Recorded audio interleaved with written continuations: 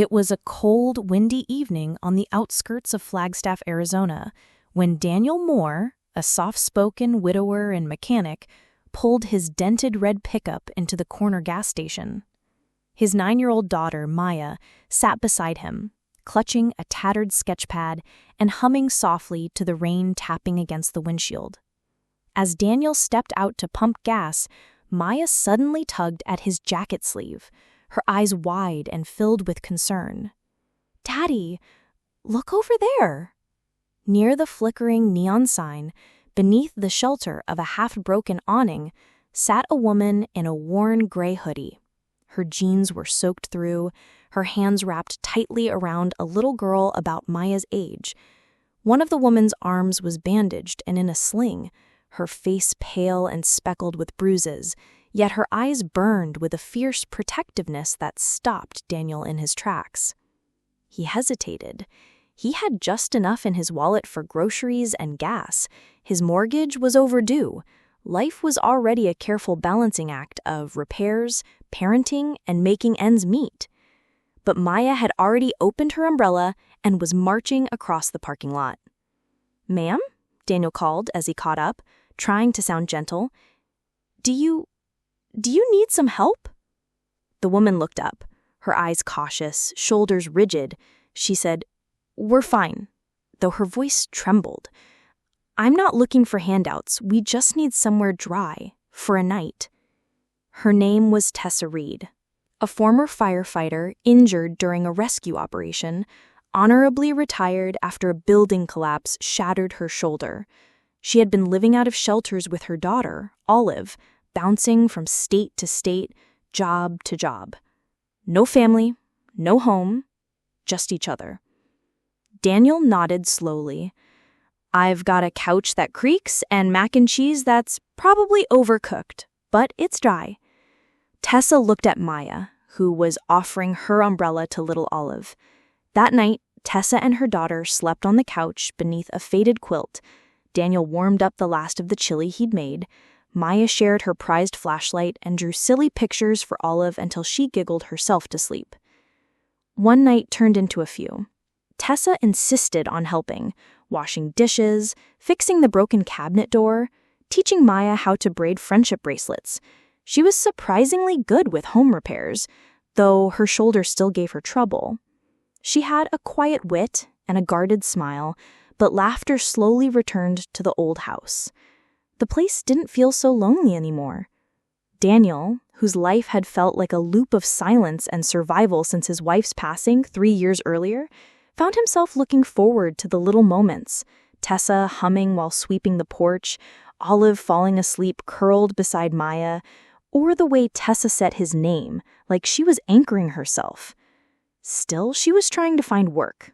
She'd gone to every store, every warehouse, every diner in town, but without proper ID or updated discharge papers, doors kept closing in her face.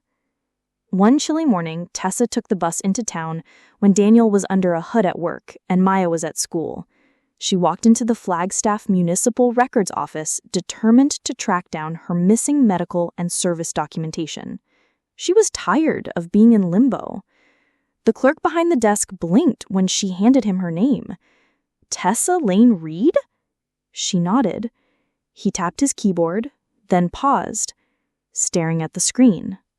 "Ma'am, you were listed as missing 4 years ago. There was an explosion during a warehouse fire in San Diego. It says here that you were presumed dead." Tessa's blood ran cold. My father?" she asked slowly. "Was he ever notified?" The man looked again. "Your emergency contact is Benjamin Reed, property developer. He filed missing persons reports for years. There's even a private investigator still flagged on your record. Ma'am, your father has been trying to find you." Tessa nearly collapsed into the nearest chair. Her relationship with her father had fractured after she chose the fire department over joining the family firm. When the injury happened, she had been in recovery, homeless and ashamed.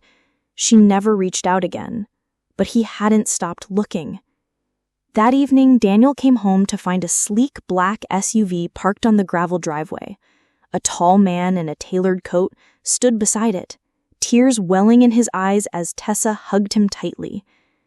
"I didn't know," she said when Daniel approached, eyes shimmering with emotion. "I didn't remember everything, not until I saw my old file." Daniel's heart clenched. For a moment, he thought she was leaving. She didn't belong in his bethered little home anymore, not with a father who owned high-rise buildings and who clearly wanted her back. But she didn't leave. Tessa spent a week with her father, closed the old chapter, retrieved her records, and found peace. But she returned to Daniel's home. "I don't belong to glass towers and gala dinners anymore," she told him one afternoon, brushing paint from his shirt.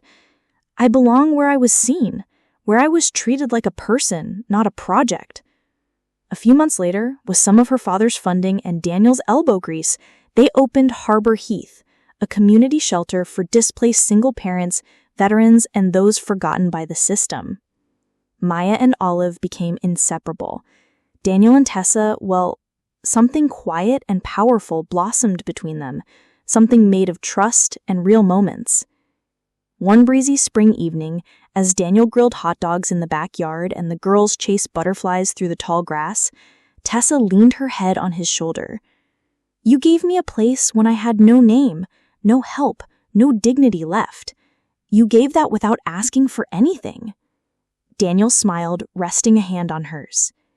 "You gave it back in ways I didn't even know I needed." Moral of the story? True kindness isn't measured by wealth or comfort, but by the willingness to offer warmth when the world turns cold. Sometimes the greatest rescue isn't dramatic. It's a quiet act of compassion that brings someone home.